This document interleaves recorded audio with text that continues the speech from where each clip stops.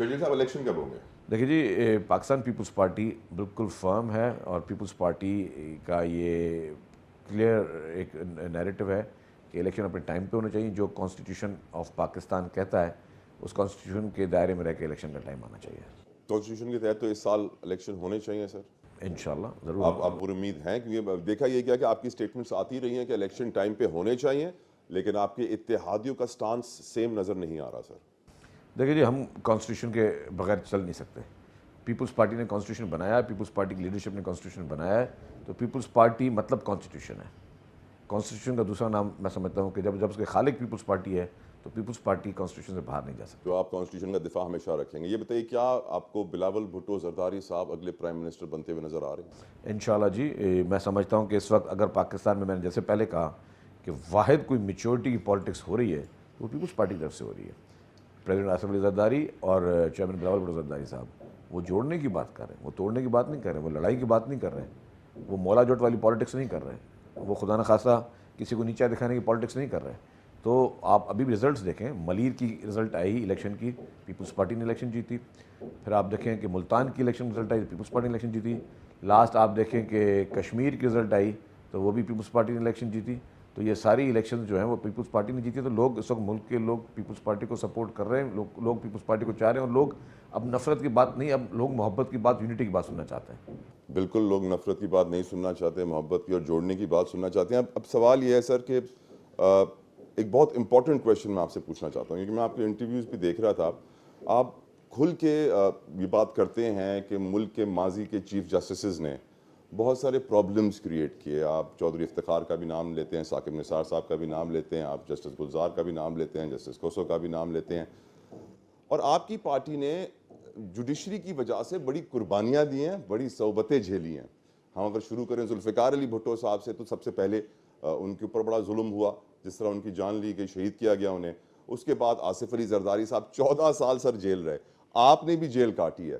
کیوں آپ لوگ سر جوڈیشل ریفارمز نہیں لے کر آئے؟ کیوں ایسا سسٹم نہیں لے کر آئے کہ کسی اور سیاستدان کے ساتھ وہ نہ ہو جو آپ کی پارٹی کے ساتھ ہوا؟ دیکھیں جی، انفارچونیٹلی پاکستان کی ہسٹری میں اگر آپ دیکھیں گے تو سب سے زیادہ ظلم جو ہوا ہے وہ پاکستان پیپلز پارٹی کے ساتھ ہوا ہے، اور یہ کوئی ڈھکی چھپی بات نہیں ہے. آپ دیکھیں گے پیپلز پارٹی کی لیڈرشپ شہید ہوئی. شہید ذوالفقار علی بھٹو کا پورا خاندان جو ہے وہ اس کو نشانہ بنایا گیا. اس کے بعد وہی پیپلز پارٹی لیڈرشپ ان کو سب سے زیادہ ان کے خلاف جوڈیشل کوز کیے گئے یا جوڈیشل ایکٹیوزم کا نشانہ جو ہے پاکستان پیپلز پارٹی کی لیڈرشپ رہی. لیکن آپ ایک بات نوٹ کریں کہ ان ساری چیزوں کے باوجود پاکستان پیپلز پارٹی نے کبھی عدالت پہ حملہ نہیں کیا، کبھی جوڈیشری پہ بلا نہیں بولا. ہم کبھی جوڈیشری کو بلا نہیں بولتے.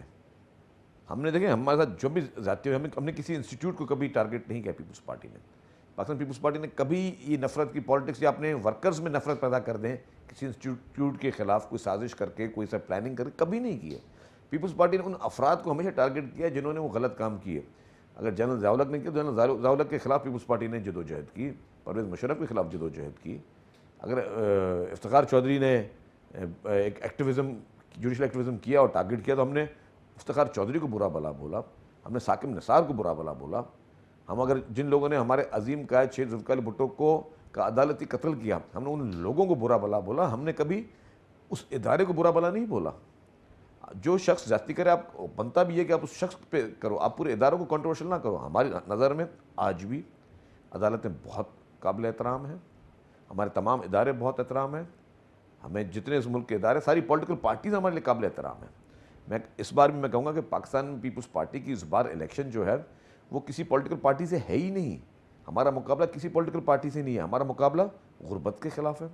ہمارا مقابلہ جو اس وقت مہنگائی کے چیلنجز ہیں اس سے مقابلہ ہے. ہمارا مقابلہ جو اس وقت ہے کہ جو پولرائزیشن کی پالیٹکس ہو چکی ہے اس کو ٹھیک کریں اور اس کو سب کو ایک ساتھ جوڑ کر چلیں. ہمارے ایجنڈا، ہماری لیڈرشپ کا وہ ایجنڈا ہے.